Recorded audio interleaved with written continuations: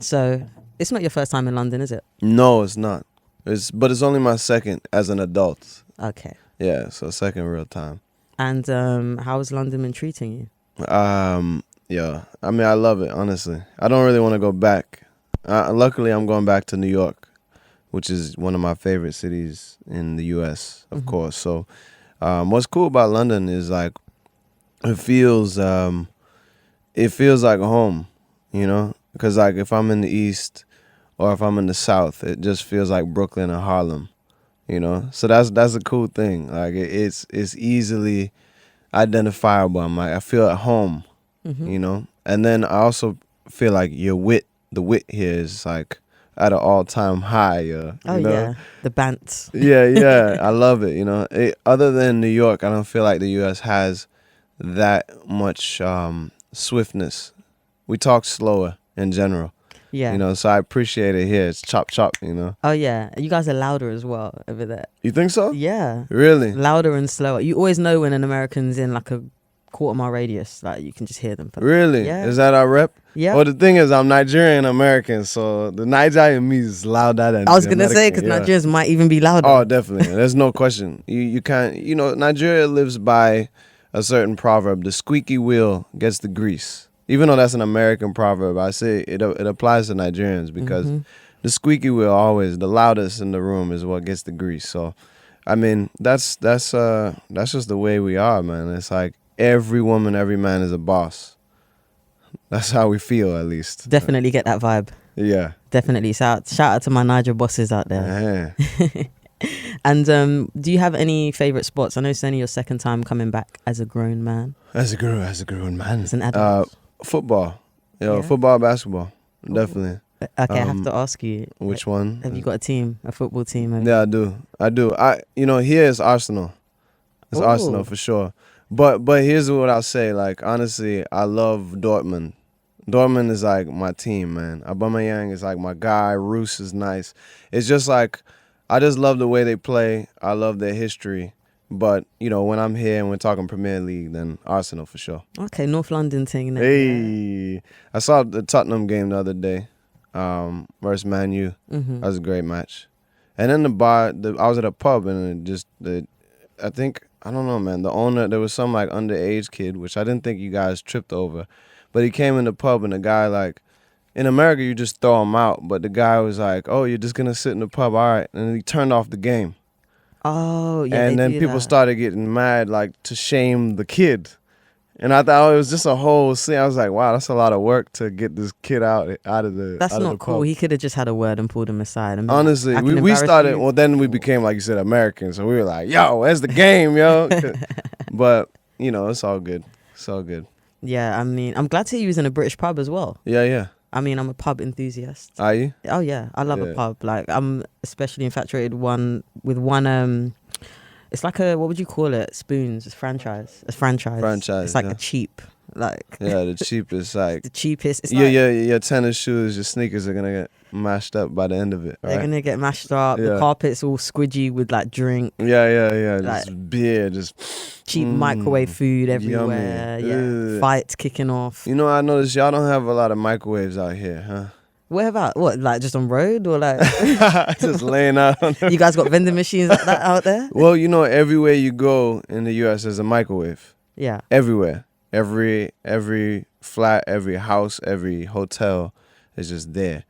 And here it's not so much. Like some people have, but some people don't. You know what we do have though? What? I'm sure you've noticed in all your hotel rooms in your stays here, we have a kettle at all Yeah, you times. do. You do. Cup Always. of tea. Tea is priority. Yeah. Over microwave food. I think in the U.S. microwave is priority. That's why we say witty. Yeah. It's the caffeine. Like that's all we need. It's true. Caffeine and a bit of beer. It's true. And we're good to go. No, I love it. So of course been enjoying the album. Yeah. Like been banging out a lot hard, especially for the last 48 hours. Yeah. Oh yeah. Sure. Before Yeah. I came. especially, but a bit before that as well. And I was pleasantly surprised to see that you'd co-produced Bambi, which is my favorite track. Yeah. Didn't actually know that you got behind, like, and with the beats as well. Yeah, actually, most of the records on the album. There's not too much I didn't touch.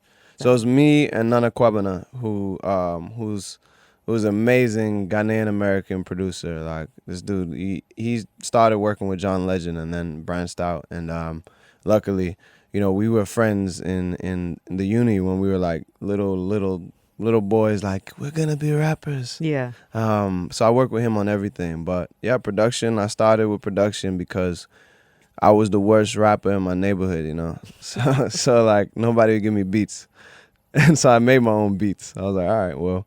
Nobody gonna give me. I gotta learn this thing. So I know every program. I know you guys are running Pro Tools over there. Yeah. Any program, like So if you don't mind me asking, what did you use, like for instance, Bambi? What software? I used Logic, Pro Tools, just Logic and Pro Tools actually for that one.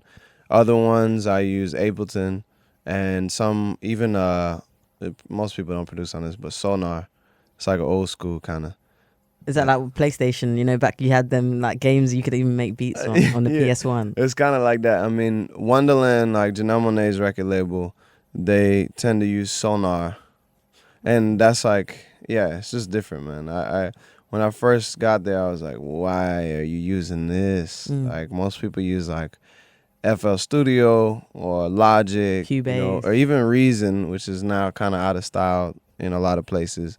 Yeah, Cubase, but I hadn't seen Sonar in a while, but I learned it, man, like any language. I need to check it out. I make beats as well. So. Yeah, nice. I can tell. Oh, the way you're talking, and I was like, all right. Yeah, I was like, damn, there's hope for me. She's a beatsmith, yeah. I'm gonna be a rapper in 2 years, and I'll watch you. Yeah.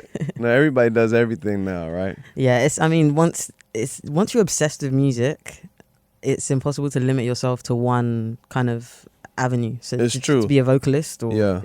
did you find it's that progression of obsession, I like to call it? Yeah, it is. It's you have to find new ways to express, or or you're dead. Honestly, like you get stagnant, and then for real, it's bad. I remember when I started out as a rapper. I didn't know nothing about singing until like a few years ago. Mm-hmm. I mean, I say a few now, but it was probably like 7 years ago. But all it was rap, And I remember my sister being like, have you ever tried to sing a melody? Yeah. And I was like, yeah, I don't sing no melodies, man. It's rap. I mean? That's soft, I mean? And now look at me singing Bambi, Bambi. Like, yes. But it's dope because the game moved like that. I think every artist I respect uses melody in terms of my contemporaries, So it's just the evolution of it, I'm glad that we're diversifying, and creatives are just creatives instead of being one category.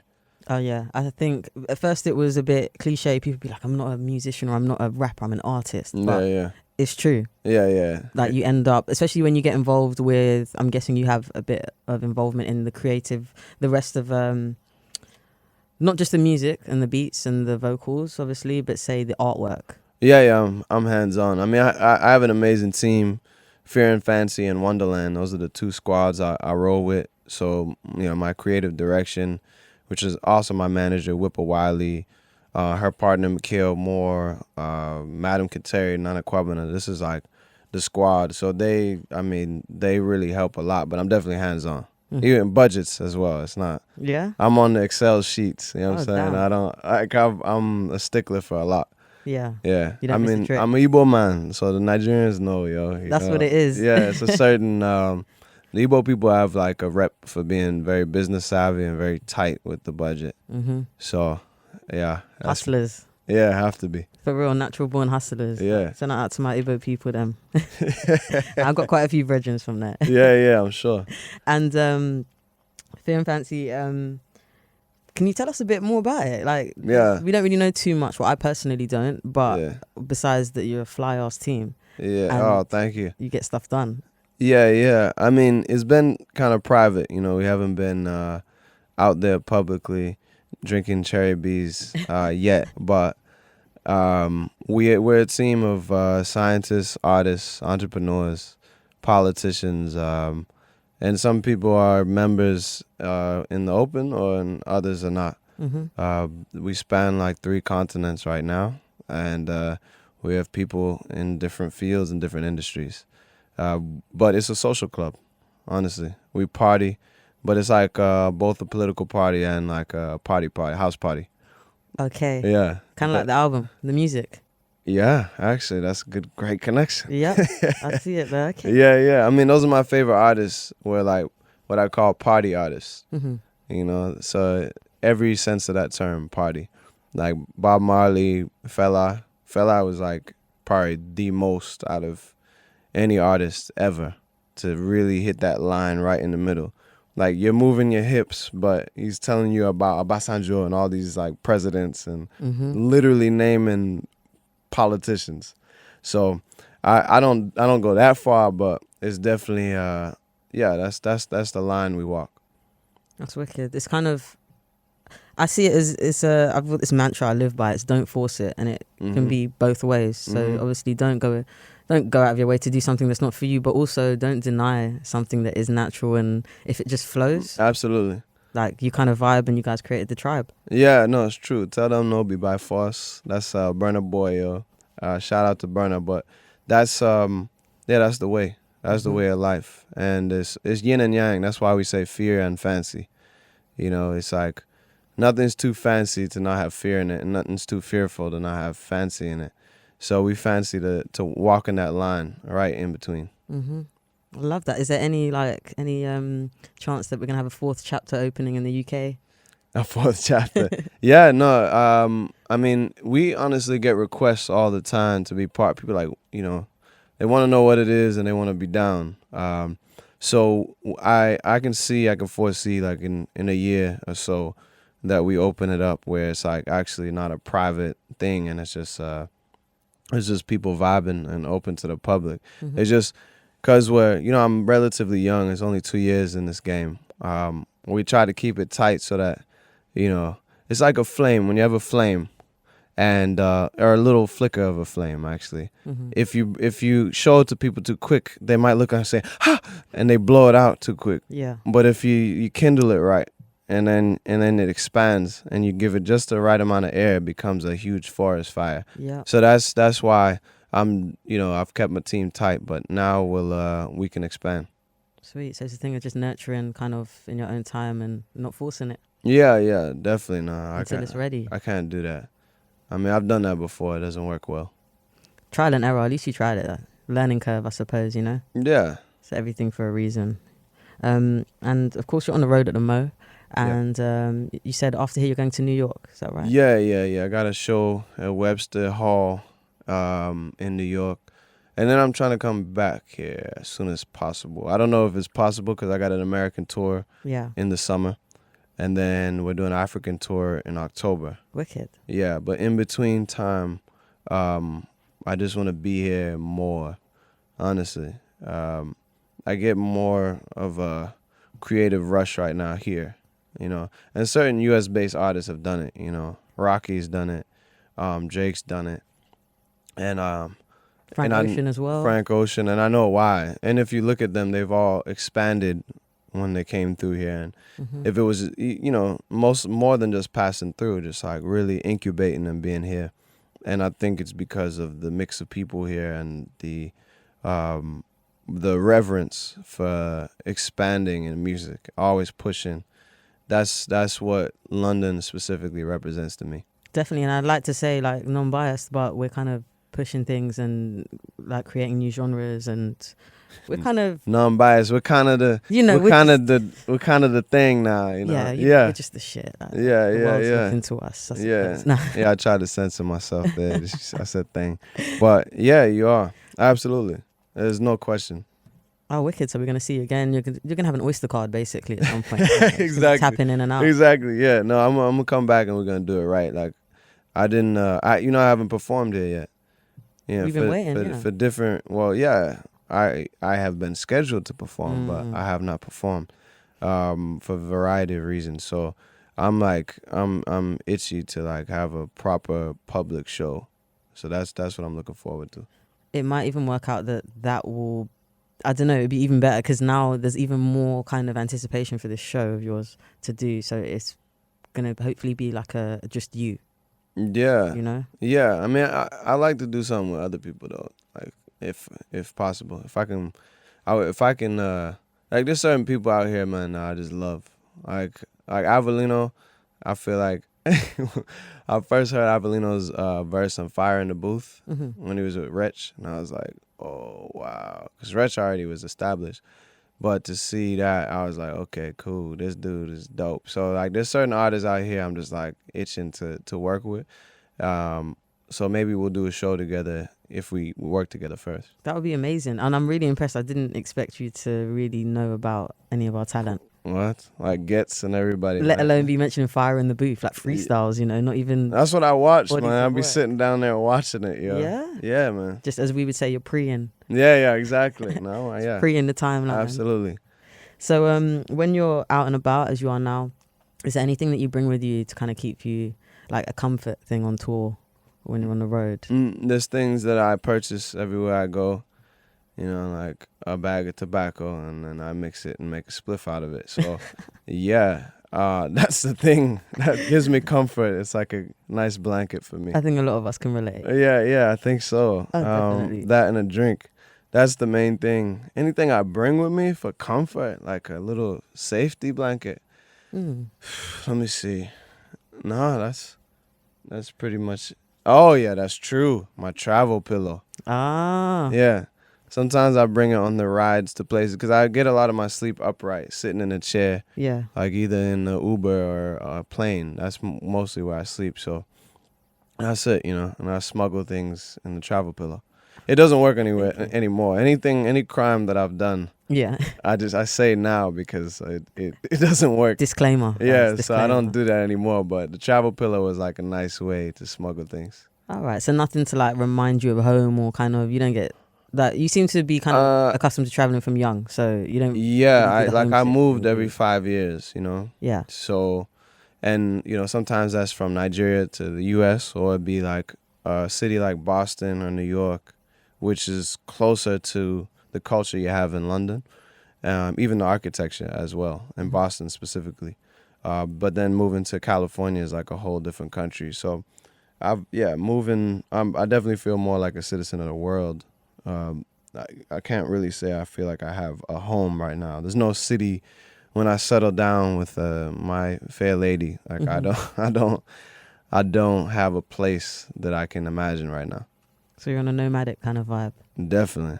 It'll be that way for a while. I mean, that's why we do this, right? Yeah. To travel and enjoy ourselves. I think it's better to have that mentality because the music's not really going to allow you to stay in one place for too long anyway. Nah. So- We're definitely on the road like 200 something days a year. Damn, Yeah.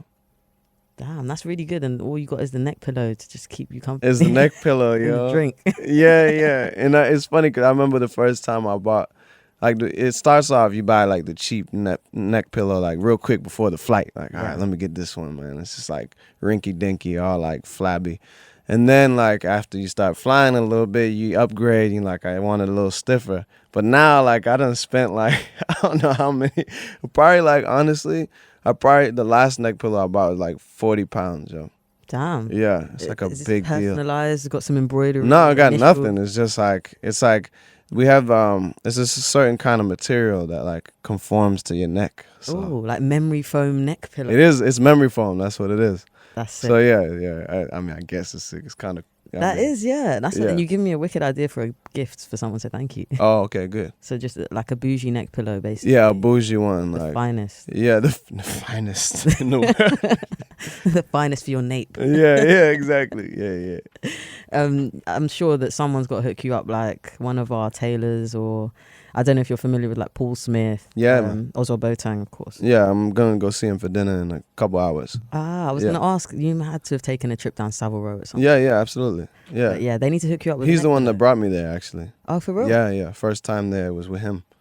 Yeah, so we just chilled, got a drink, and just talked about the history of sartorial fashion and his climb from a tailor to designer to CEO to his work just as a director, and like it was great to see him as a model. He was one of the few designers I studied. I really didn't know. I'm fairly ignorant about fashion. Like, I don't know anything. We can't tell. I don't know. I mean, I don't know the world. I don't read the magazines. I don't go out to shows. And I would like to learn. So I'll be doing that like this year and next year and learning. But anything that I do just came from me, the people around me, and just things that I like. I mean, But I don't know anything about trends. I don't know what's in right now. You're in great company if Oswald Boateng's that having dinner with you, so I'm sure he can school you on what color laces to wear, whatever that. At least he's the man, Like that guy, he's a visionary too. So the things we discuss go beyond fashion. You know, he can really see far into the future. I think that's why he's had success. Stayin Fancy, UK. Hey. There you go. See, that's where it starts, you know. I'm just going to plant the seed. Yeah. And not random question. Whilst we're talking about fashion. So I need a bit of cherry B, like my throat. Yeah. What is your favourite style of shoe? So, you know, we got like the Oxford shoe, penny loafer. I mean, it's been Brogues for a while. That's been my favorite. But in the last year, I moved from performing in the Brogue fit to now like I just wear Chucks all the time. Honestly, yeah. Like right now, boom. I see that. Yeah, it's just I needed to go. You know, I went back to Boston to visit my mom. That's where she stays, Okay. and I just I got reminded of one of the cities I lived in, and when I was like in high school. I was, I had the braids down to like my back. Yeah. I had like every Jordan, every Air Force One.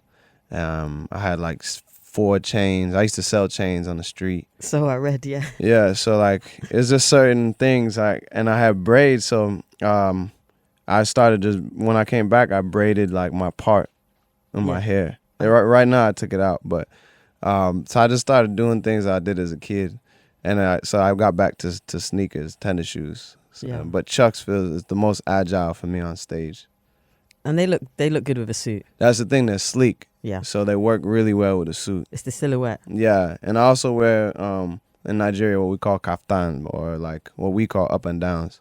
So that's like I'm wearing the trousers from one today, but that's like more traditional fit, and they work really well with Chucks too. Oh. Yeah. I have to check that out. And people don't do that. We do that in the States. Or our crew does that. Yeah. Yeah. Oh, setting the trends, yeah? Just telling you. Hey, okay. For the record. So when we see it happening over here, we know who did it first. Yeah, exactly. And how it came about. Exactly. And in regards to your outfits, is it kind of like a costume, like... Is it separate? So when you put these outfits on, these beautiful suits, like bespoke suits that we see you wearing with the Chucks now, and the pocket watch and all the accessories, is that kind of like a uniform for you as an entertainer? Or from the sounds of it, you've already said after our chat with like about Oswald Boateng and Savile Row and such, you're into it outside of it, but are you more kind of like relaxed in the studio? Are you just wearing a tracksuit or? I mean, honestly, for years I was wearing suits, then also like I might wear like jeans with suspenders and Chucks and like a snapback. That was between that and the 3-piece was my uniform for years, especially in New York. Okay. For like since 2000, like 10ish, 2010, 11. So that was the uniform, and it still is, except I've added more things now.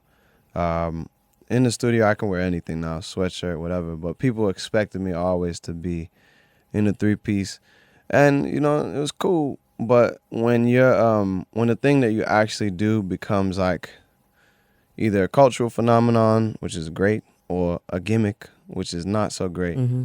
But either way, it's associated with your image. You start to kind of move away and go to the other side of your closet because it's it becomes too much. So now I'm just I just tap into just the other side, Being fluid with it. Yeah. Because I'm not like a Ken Barbie doll, like suit wearing. Yeah, I mean, people thought I really slept in a suit, so I was like, all right, this is too much, man. Gotta make sure I'm human. Yeah, for real. Yeah. And I mean, I touched on I imagined you recording like in the studio, like in the full outfit and everything. No, I do that sometimes. Yeah. Yeah, sometimes even though like you can be in the studio for days and like honestly, and every artist knows this, you don't bathe for like sometimes for like 3 days, and you're just in there, and like my beard will grow on my eyes. You know what I mean? That's always good. That's a good sign. That means I'm hard at work. Yeah. But when you're in there, especially if you have a home studio, the best thing to do is, for me, sometimes is just to dress up, even if I'm just going downstairs. Mm-hmm. To the basement studio. Sometimes I'll just put on something just to feel like what I'm gonna feel like when I hear it outside in a club or in a car. The way we make music, me and Nana, we try to experience it the way we make it, the way we want it to be felt. So like if it's like a song for smokers, then we gotta smoke. Yeah. If it's a song for a car, then we try to make as much of it or write it in the car. So I'm definitely like a method artist in that way. That makes a lot of sense. No, that makes total sense. Yeah. And I see now when you listen to Jidenna's music, make sure you try and place yourself in whatever's going on in the lyrics without putting yourself in harm's way. Yeah. Or getting yourself in trouble with the law. Oh, that's true. Yeah, you don't want to live all of it. Like I got this record, A Bull's Tale, that opens up the album. I don't think anybody wants to do what I did then. It's not, don't try this at home. Basically, another disclaimer. Yeah. The whole show is just disclaimer, innit? Don't try any of this at home. Listen to it, but don't try it, please. Yeah. I beg. It's not big. And I know you just explained a little bit of the creative process. So if it's like a car track or a smoking track, whatever, you're gonna, do that kind of, not speak it into existence, but act it into existence, I suppose. Yeah. Do you have any other like requirements when you're getting into the vibe when you're writing or producing? Yeah, I mean, I pray, man. I pray to ancestors, musical ancestors, to help me with the writing. And if I have an inkling of what kind of record I'm about to make, then I pray to specific ancestors. I have a shrine in the studio, and the shrine has a dark decanter and a light decanter. Yeah. And there's spirits in there, and then there's like a bowl full of herbs, and there's a bowl full of rice, and then there's a bunch of holy books on the top of it, and then there's all my writings from childhood, like stacks of composition notebooks underneath the shrine. And so every time I'm praying there, and like I really commune with the people, if like for Bambi, I was talking to Bob Marley and Nat King Cole specifically, and I'll talk and say, I ask for the blessings and for God to pour the music through me. Yeah. Because it's not, when I try to think about music and overthink it, it just never comes out smooth. But records like that come out because I've communed. And that's the truth. No, I hear that, and I fully believe you because, I love Bob. Yeah, I'm a big fan of Bob, and then Bambi is my favorite track. Yeah, so kind of like, I don't believe in coincidences. Yeah. And that's a small example, but No, I definitely feel like that was written by them, Bob and Nat King Cole. I haven't listened to enough Nat King Cole. My dad likes to play it at Christmas, I think, but like. Well, that was the only time I heard Nat. It was my mom. She didn't play a lot of music in the house. I didn't grow up in a musical household. Yeah. So hearing Nat King Cole was every holiday for sure. She's bumping him. So that was one of the voices I grew up when I was a kid with. That's a bassy voice to grow up with. Part of the reason why you guys are loud as well. See? Yeah, it's smoky. I like it. Yeah, definitely. Well, sorry. Thank you so much for coming through. Yes. Don't want to take up too much of your time. Oh, come on. Thanks for having me. But you'll be back. Yeah, absolutely. I'm back, yeah. I mean, I want to come back sooner than later, do a few shows, honestly, now that it's been so long. Definitely. Yeah. Looking forward to that, and looking forward to anything. Like, we're going to keep your eyes on anything, because you got your hands, like your fingers in a few pies. So Stayin Fancy, as we know, it's not just music. Yeah. So I'll keep our eyes music, TV, film, the usual if you're true creative. So definitely, we'll be back soon. All right. Thank you so much. And enjoy the rest of my city. I hope it treats you well. Yeah. Make sure you cop some cherry bees. I will. £1.29, just a bit of change. Yeah. And we're going to play something by you now, I think, on the show. Sweet. I think we're going to play Bambi. I keep going on about it. Why not? All right. This is Jidenna with myself, Shy One, here on Radar Radio. And this is Bambi.